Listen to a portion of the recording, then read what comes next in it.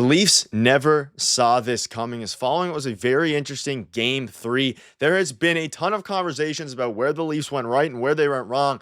However, there is one thing in particular that completely exposed the Leafs that they have to make an adjustment for ahead of game 4, and nobody is talking about it. We're break down exactly what that is and discuss what it means going forward as Berube and the Toronto Maple Leafs prepare for a massive game tomorrow evening. We also have a couple other updates to go over today, but before we get into it, if you're a part of the percentage who aren't subscribed to the channel, this is the place to be for daily Leafs content. Your guys' support has been unbelievable, so thank you guys for that. And again, if you're a part of the percentage who aren't subscribed, make sure to hit that subscribe button. We'll be live following tomorrow night's game. There's a ton to go over today, and obviously we had a video earlier today on the goalie video, and of course the loss, and Panthers continuously running for Leafs heads, John Tavares, all these different things. But today we're going to be focusing on something that they're doing actually that is within the rules for once, and it is a very interesting strategy. And they briefly mentioned it, I believe, in the panel, not really diving into too much detail, but it has a huge impact on the way the Leafs played. It led to a goal yesterday for the Panthers and also on Joseph Woll. And I'm going to let you kind of dive into it here. We do have some footage for you all as well. And I want to start with the footage, and I'll let you take over from here. Yeah, they're doing something very specific with their forecheck here, which is they dump it in. They know one defenseman has to go chase the puck, and usually it's not the one where you're dumping it in on their side. So let's say you're dumping it in, here on the left side, Carlo's there on the right. When they dump it in, they know Morgan Riley has to go in after it, and he's on his weak side. They'll send two forwards in to forecheck and kind of do a swarm kind of thing, as you can see here.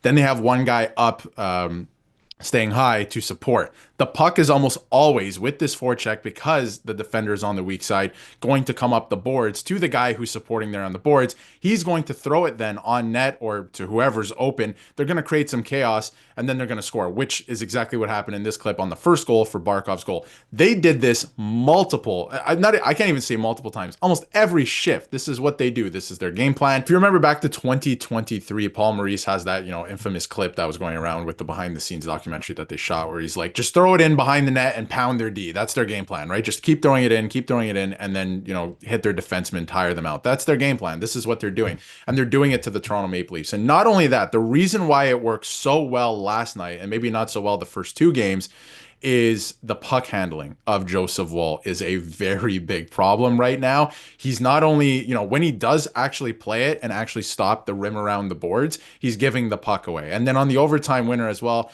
they did it last night. Again, this is the first goal. This is executed to perfection, honestly, exactly what they're trying to do. Carlo has no chance there too.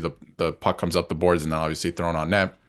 And they create a scoring chance. And on the overtime winner, they did the same play to gain control of the zone. And, we're skating around the Leafs for the next 45 seconds with a line that was on for the Leafs already for a minute before that, right? So not ideal for the Leafs. And this is something that they're really exposing in the second period and did in overtime because of the long change, because the defenseman can't get to the bench, right? They just keep coming at you in waves. So the Leafs have to weather this storm.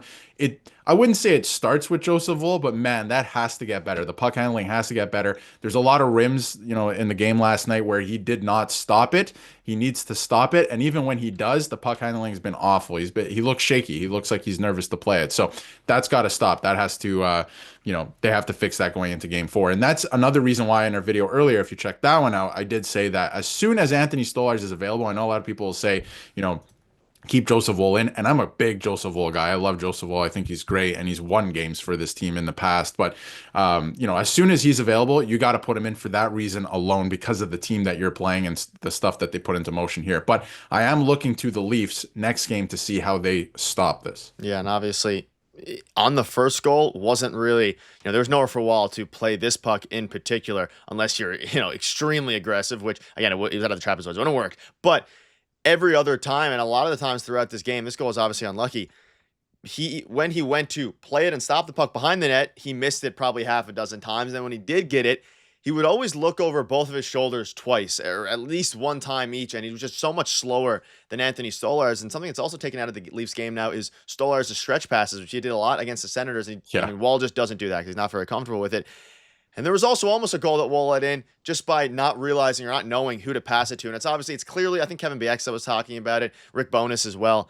There's nerves out there for Joseph Woll. And it's not shown as much, aside from the fourth goal yesterday, when he's stopping pucks. but when it comes to playing it, he is clearly feeling the pressure. And I mean, you got to shout out the, well, you don't have to shout out the Panthers, but the Panthers are doing the right thing. And ultimately, it also is what partly led to, of course, the first goal and even the overtime goal by pinning William Nylander in the game for almost a 2-minute shift. He was completely gassed and just hoping for a stoppage of play. Didn't happen. Morgan Riley, of course, scored twice, or 3 times, technically scored twice in his own net and his one goal as well, which is off of the Florida guy. So I guess technically, if you kind of just use 2 times, what a weird game. But Brad Marchand spoke out and he said in overtime, there's no bad shot you can put in the net. And that's something I don't think the Leafs did a great job of. And in the panel in the intermission, Rick Bowness said, Leafs are going to come out and they just have to shoot the puck. And that's something that it's going to be very difficult to beat Sergei Bobrovsky with, shots that are, he seems better at saving shots that are high danger than ones that you just chuck on the net. And of course, that's because of tips. We saw multiple tips from, John Tavares in the power play, all these different things. And they had 2 breakaways in overtime, and none of them were really great. Obviously, William Nylander's was probably a little bit better than the other one, but they just need to shoot the puck more, I think, as well. And that's something from the Leafs side of things. But as it pertains to this here, they're going to make an adjustment. I'm sure they will. And the problem is, though, I don't know how much more comfortable Woll is going to get with playing the puck, because that's a big part of why they're so confident doing this. And if you have Stolarz out there, of course, he was able to play the puck literally every time. Sometimes it was a little bit scary, but he didn't let in a single goal. I think maybe once this year, one of the goalies let him go once this year off it. But other than that, it's been one of the things. And that's part of the reason their second period was so good. Not necessarily this play, even though they were running it the whole game, but just getting shots on net and getting in, Joseph Woll's head, and of course some unlucky bounces as well. Yeah, and it didn't work every single time. I have to give credit to the Leafs because they actually did a really good job. And when I say the Leafs, I mean a couple of the defensemen, not including who had a tough game last night, Benoit and OEL, but guys like Chris Tanev, even Carlo. The advanced analytics say that he didn't have a good game, but there was a couple times, even Morgan Riley had a good game defensively where they broke up these plays. The Panthers were doing that on the forecheck and they broke them up. But one thing that I'm noticing in this series more than against Ottawa, the Leafs are having a very hard time clearing the zone with a very easy opportunity to do so. They can just chip it off the boards and go. They're not doing that. So the forecheck comes in. It either works. It created a goal last night, or they come in, they forecheck. It doesn't work. The Leafs actually do break it up, but then it goes up to the wingers and the wingers can't get it out. So that's another problem. That's something that I know that they're going to be talking about today and obviously heading into the game in morning skate tomorrow. So that's something that we saw in game 3. We haven't really seen it work for the Panthers in game 1 and 2 in Toronto. It worked last night to perfection for them. Is it going to work all the time? I don't know, because the Leafs are going to put attention to detail to it, obviously, heading into game 4, but that's something that is happening. But I do think, and I do see that the Leafs defensemen are reading it. They're actually playing it pretty well, because it's going to work sometimes. It's a good play. It is a good play. You can weather the storm. I thought they did, but you got to get that puck out and then create chances off of that. I don't think that they were supporting each other, the wingers and the centermen on each line, as well as they were in the first 2 games. So they have to get back to playing that way. And I think they'll respond well. They have all season. So I'm really looking forward to game 4 because, they have a lot of video. I'm sure they're talking about it. They're going to put attention to detail to it. And if they come together, they all support each other and play a more complete game like they did in games 1 and 2, including the physicality. That's got to come up too. And that's something we'll talk about in a second. But it just has to happen in game 4. And of course, the aggressive forecheck, if it doesn't work, in theory, should lead to a lot of rush chances, which the Leafs have been getting. However, we saw, and it has been working this entire series. That's why the Leafs are up 2-1. And let's take a step back. They are still winning the series despite not being up 3-1 or 3-0, sorry. But at the same time, in overtime, we saw a couple of rush chances that were kind of just dead because of Pontus Holmberg being out there on the second line. So I'm hoping that's something else they change as well. And regarding physicality, it was the first game where the Leafs were out hit by the Panthers 64. And obviously, Luis Sorokin had a ton of them, 139 hits for the Panthers as well. So hopefully the Leafs can get going there. And the Leafs they're both very physical teams. And hopefully the Leafs are going to be able to continue what they did in the first 2 games and just lay the body on the line. So it's going to be interesting. And one final note just on Joseph Woll and his save percentages in general. Keep in mind, save percentages in the playoffs tend to be down anyway.